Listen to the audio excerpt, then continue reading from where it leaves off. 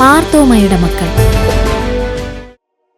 നിങ്ങൾ ലോകമെങ്ങും പോയി എല്ലാ സൃഷ്ടികളോടും സുവിശേഷം പ്രസംഗിക്കുവിൻ എന്ന ഈശോയുടെ ആഹ്വാനം അനുസരിച്ച് സുവിശേഷ ദൈവവുമായി ഭാരതത്തിലേക്ക് വന്നത് പ്രിയ ശിഷ്യനായ തോമസ് ലീഹ ആയിരുന്നു.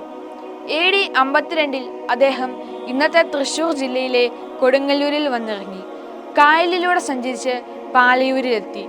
യഹൂദരുടെയും അന്യമതസ്ഥരുടെയും ശക്തികേന്ദ്രമായിരുന്ന പാലയൂരിൽ ഈശോയുടെ പ്രബോധനങ്ങൾ നടത്തി.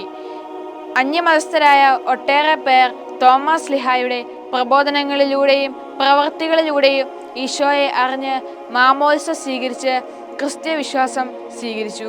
ഭാരതത്തിലെ ആദ്യത്തെ സ്നാനകൂളം, ക്രിസ്തുമതത്തിൻ്റെ ജന്മസ്ഥലം എന്നൊക്കെയും അറിയപ്പെടുന്നു.